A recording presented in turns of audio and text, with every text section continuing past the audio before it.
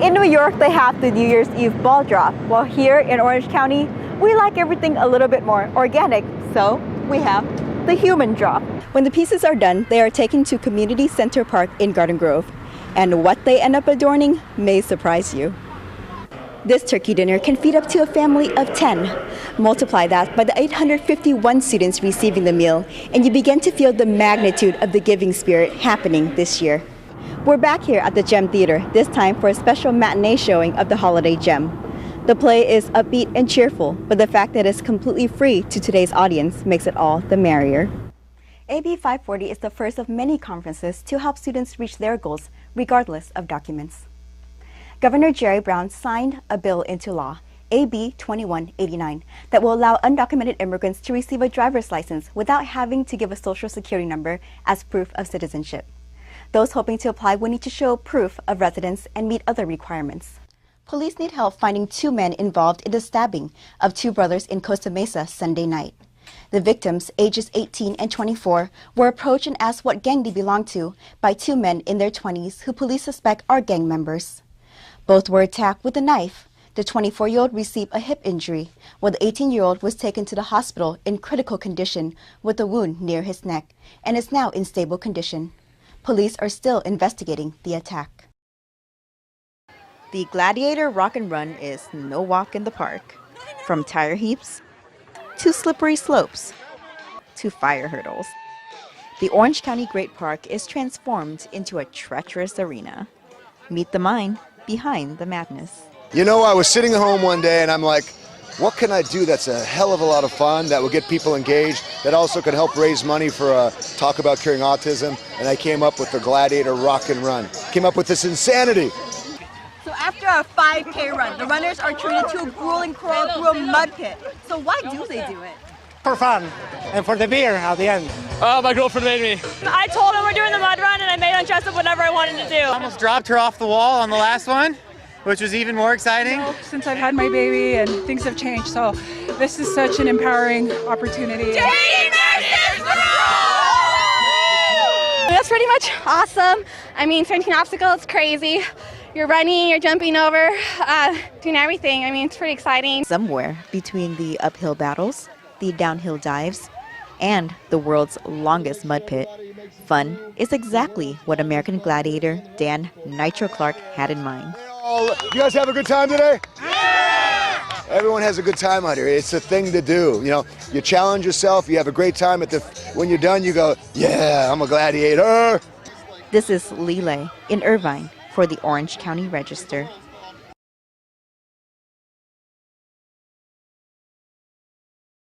Tiaras, tutus, and all things fancy are in order this weekend at the Newport Beach Central Library as it welcomes children's book illustrator Robin Price Glasser of the Fancy Nancy series.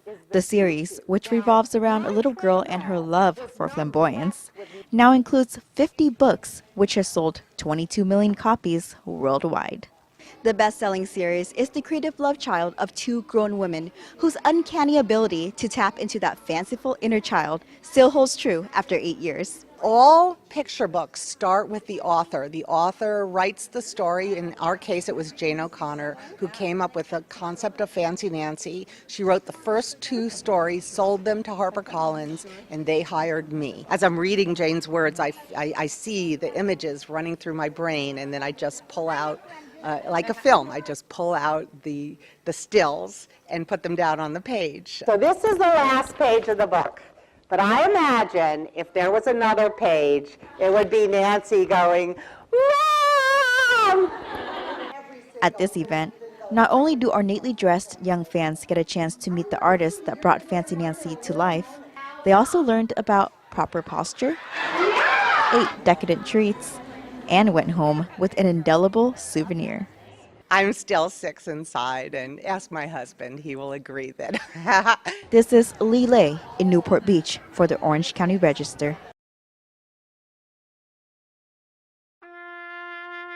In a consumerist society, every holiday is a reason for a sale. But one family has decided to spend time with a loved one instead, at the Riverside National Cemetery. Even though U.S. Navy veteran Anthony Hodnick has been gone for nearly 30 years, His memories still bring back tears for 90-year-old widow Ruth Hodnick. It's kind of hard. Sometimes sharing it with a loved one can make it a little bit easier.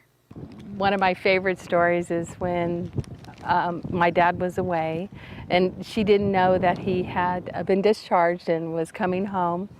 And she lived with her sister, and the doorbell rang, and her sister said for her to get the money to pay the paper boy, because it was his usual time when he came. And when she went to the door, it was my dad, who had gotten a lot taller and had a lot of muscles and completely surprised her. And he told her, "Get your hat on and your gloves. We're going to my mom's house for dinner."